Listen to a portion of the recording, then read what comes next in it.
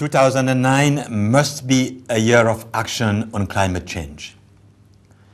As leaders, we must be able to tell our children that we have acted together to save our planet. In the face of any crisis, the worst that anyone can do is do nothing. The world financial crisis has tested us all. In every country, as well as through our shared multilateral institutions, we have moved. We have taken action to mitigate the effects of the crisis. Time will only tell if we have made the right decisions. But we have all, as leaders, stood in front of our people and explained that we have had to do what needs to be done.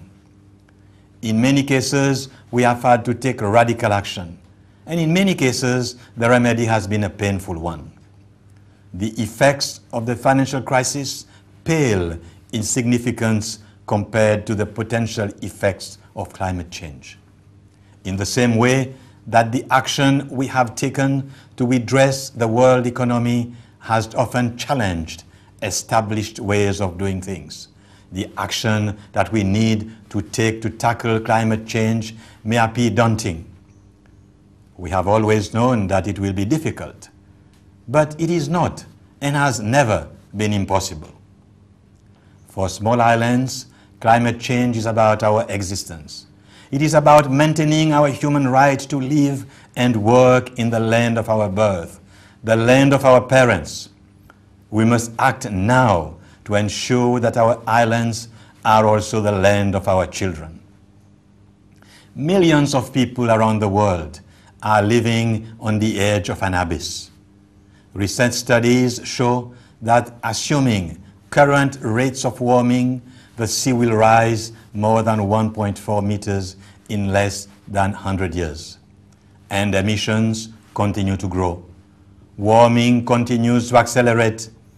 And if we do nothing, that 100 years will very easily become 50. Islanders face forced displacement and destruction of our already fragile economies.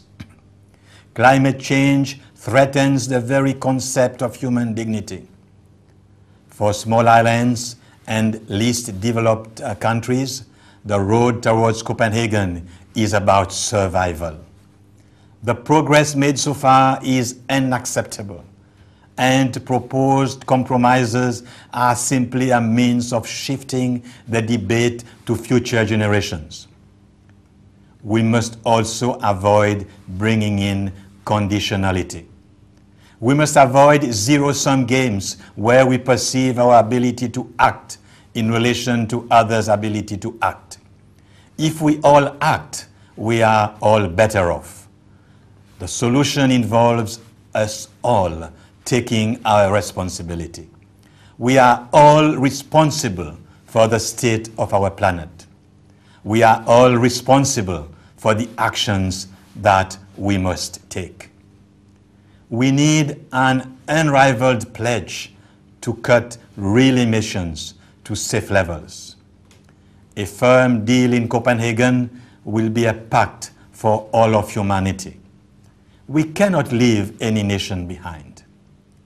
I take the opportunity to call on the developed world to use the advanced technology at their disposal to take the lead in cutting emissions. Cutting emissions will cost, but let us ensure that it is a cost that is shared. If things remain the same, the biggest cost is borne by the poor farmer in Africa and the fishermen in our islands. The cost of acting to reduce climate change is far less than proceeding on the same route we are currently stuck in. In fact, recent studies show that the cost for developed countries of achieving 40% reduction by 2020 is as low as 0.5 to 1.5% of GDP. Let us act. Let us act now. Let us stand before our peoples and make a promise on behalf of humanity. A promise to save our coast, Save our islands to save our world. Thank you.